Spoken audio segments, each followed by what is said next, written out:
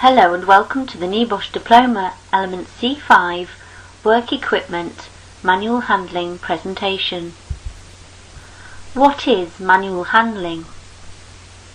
The Manual Handling Operations Regulations 1992 offer this definition. Manual handling operations means any transporting or supporting of a load, including the lifting, putting down, pushing, pulling, carrying or moving thereof by hand or bodily force. Requires that manual handling operations to be avoided where reasonably practicable and assess those risks that could not. Whether you're lifting, lowering, pushing, pulling or carrying, manual handling can be a minefield. It also includes using mechanical aids such as trucks, trolleys and skids.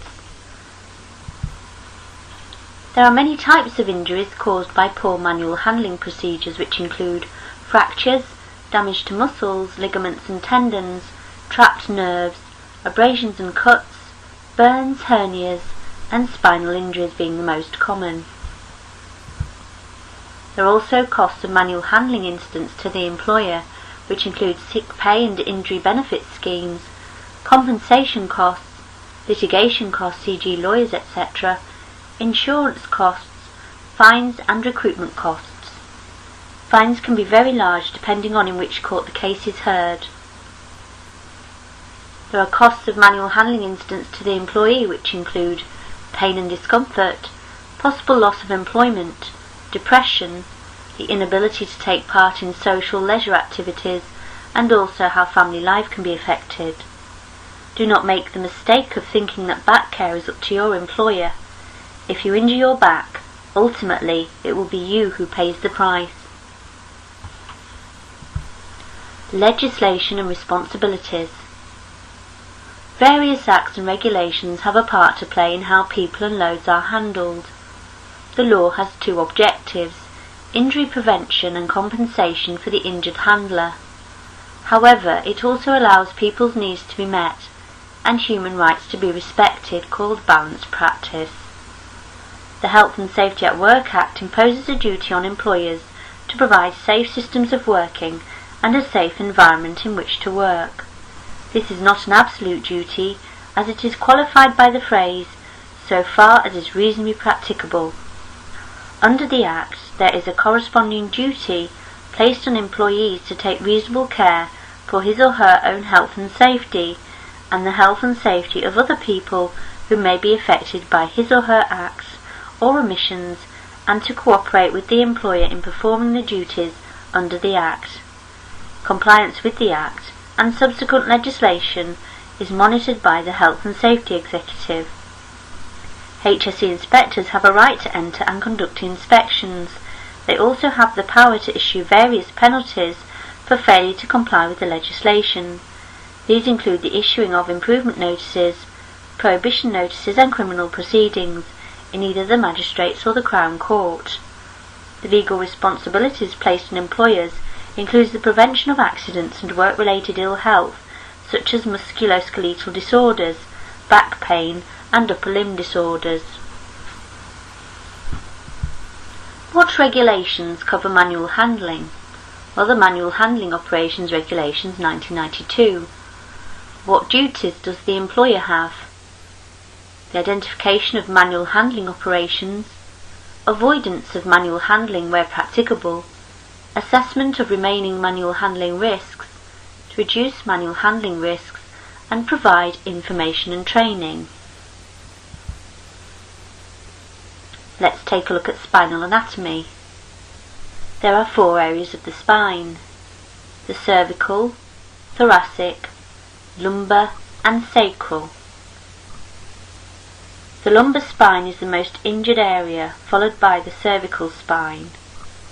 This is because they are the most mobile and therefore vulnerable areas. And we have the invertebral discs, which act as shock absorbers for the spine. Epidemiology of back pain. Lifetime prevalence is between 60 to 80% of people will have back pain at some time. 40% of adults have back pain in any year.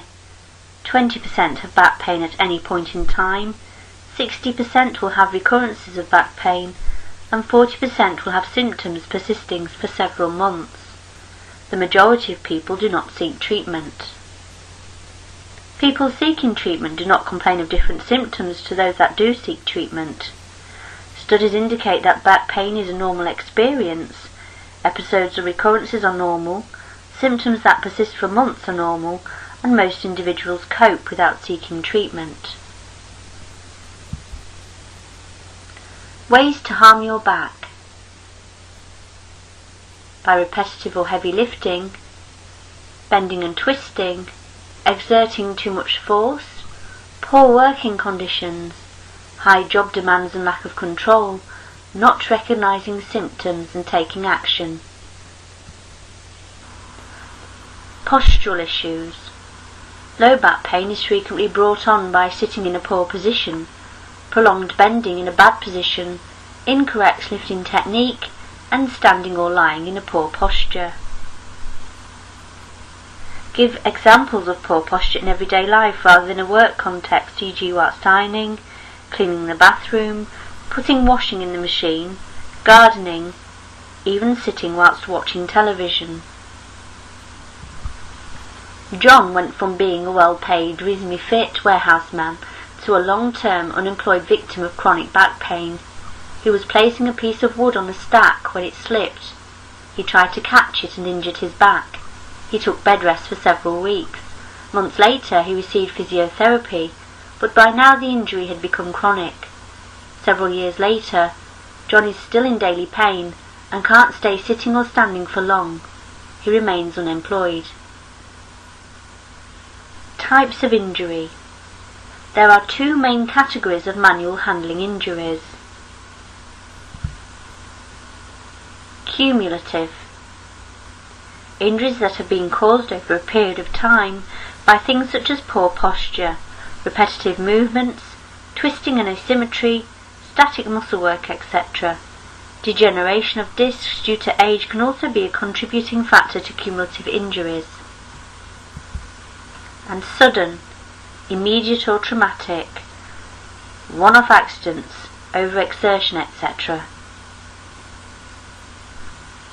Let's look at assessment criteria. Tile. Task, individual, load and environment.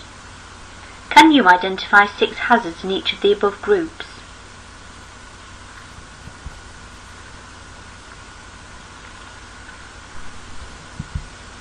Let's look at task hazards.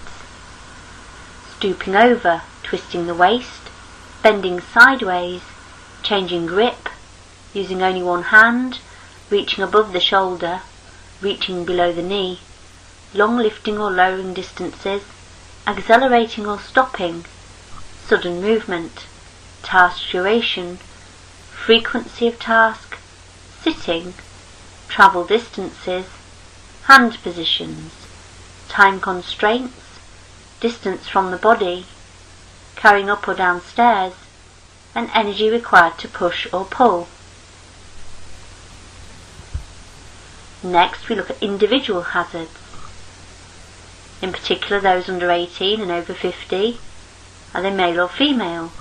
Do they suffer with heart or respiratory problems? Do they have a weak or damaged back? Hernias or movement limitations? The clothing or equipment hazards? Lack of fitness? And whether they have any training. Next, let's look at load hazards. We need to consider weight, the average weight, the difficult to grip, no handles and slippery, etc., bulky or unwieldy loads, obscured vision, sharp edges, hot or cold, whether the centre of gravity is offset, whether the centre of gravity is likely to shift, and the stability of the load. Now let us look at environmental hazards. Do we have adequate space? Is good posture possible? Do we need to reach around or over objects? Is it hot, cold or humid, wet or dry? Is lighting adequate? Is vision poor, caused by dust? Is it smelly or odorous? Noisy? unstable or vibrating surfaces, dirty or dusty? Do you have to contend with steps or slopes, uneven surfaces?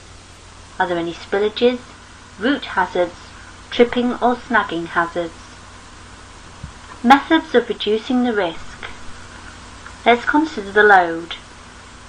Could we reduce the weight and size, improve the grip and handles? Could we ensure stability and grip, mark the weight, heaviest side? Let's look at the task. Can we reduce the risk by the layout or method that we use? Our body position? Could it be a team effort? And what would the recovery time be? Methods of reducing the risk. Let's consider the working environment. Can we improve the space constraints, improve housekeeping? Can we keep floors and steps level with no holes or obstructions? Can we maintain temperature, humidity and lighting? Individual capabilities. We need to give personal consideration and assessment to individuals' capabilities, to give information, instruction and training, and promote involvement. Control methods overview. First, you need to eliminate, mechanise or automate, using bionic arms, conveyors, robots, suctions, air bearings, water, roller tracks, skates, barrows, slings, cranes, forklift trucks, pallet trucks, auto-guided trucks. You need to reduce by twisting, bending, reaching the time constraints. We need to reduce the weight, size, interface with vehicles and the distances. We need to ensure that handles, grip, shape, stability and good housekeeping, recovery time, adequate appropriate PPE. Then we need to train using induction or job-specific training and also supervision. Kinetic handling is a good method of handling which minimises the risk of injury, lost time, lost production and ruined lives. There are 6 key points to kinetic lifting. The foot position, lift with the legs, keeping the back straight, with a palm grip, elbows in and chin in.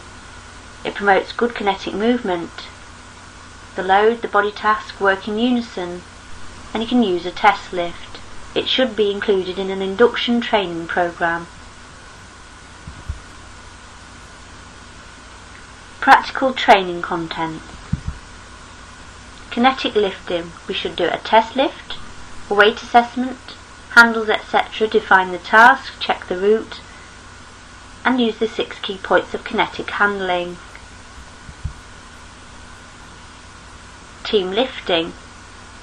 Having a leader to define the task, using clear commands, e.g. prepare to lift, check the route, and also pushing and or pulling, the line from the pushing foot, the balance between the shoulder and knuckle, and using over-centre body weight. Special techniques include pulling down, thrusting upwards and pressing down. Training programs. Guidance suggests programs should contain a clear understanding of how potentially hazardous handling operations can be recognised, how to deal with unfamiliar handling operations, the correct use of handling aids, features of the working environment that contributes to safety, the importance of good housekeeping, factors affecting individual capability, and good handling techniques.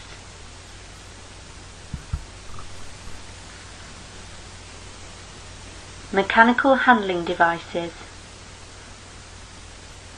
Here are some photographs of mechanical handling devices.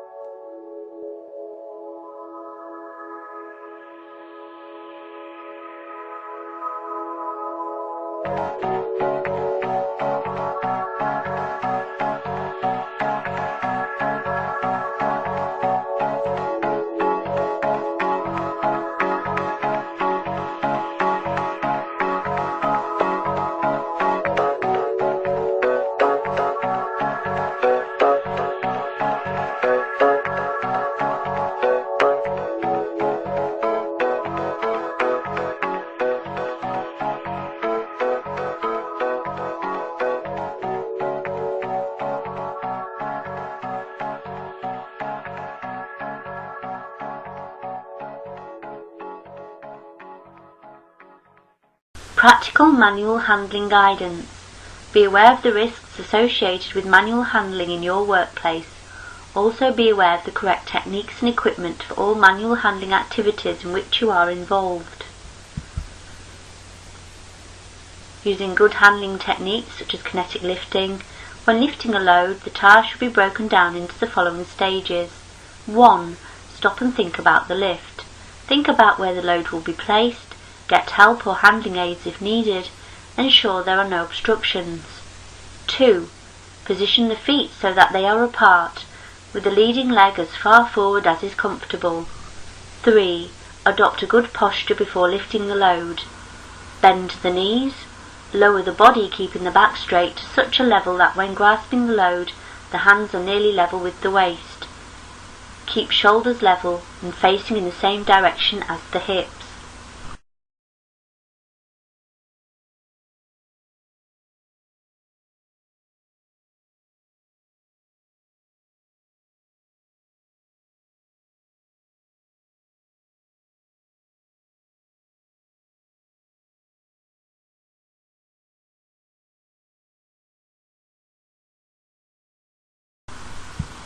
Four. Get a firm grip. Hook the fingers under the load if possible. If necessary, lean forward a little over the load to get a good grip. Keep the arms within the boundary formed by the legs. 5. Raise the load. Raise the body by straightening the knees, keeping the back straight. Do not jerk or twist while lifting. Keep close to the load, ensuring the heaviest side is nearest the body. 6. Put the load down and then adjust its position. Ensure there is no gap between the handler and the work surface onto which the load is being lifted. Team lifting. All participants should be of a similar height, build and gender. One person should take control of the lift, command attention, inform others and coordinate the lift. Double the people does not mean double the capacity.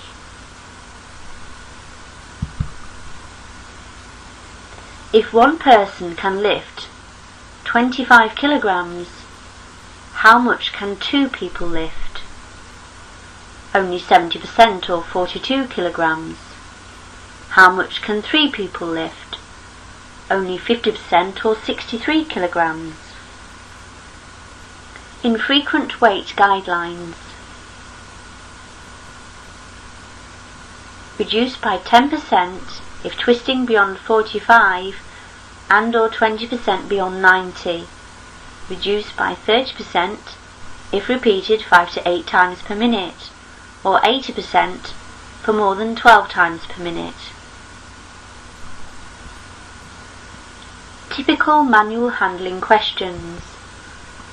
A. List 2 types of injury that could result from poor manual handling techniques. Outline the general strategy that an employer is required to take to reduce the risk of injury from manual handling operations in the workplace. Define the term manual handling. List 3 categories of injury that could be caused by the incorrect manual handling of loads. Outline practical measures designed to reduce the risk of injury from manual handling activities at work.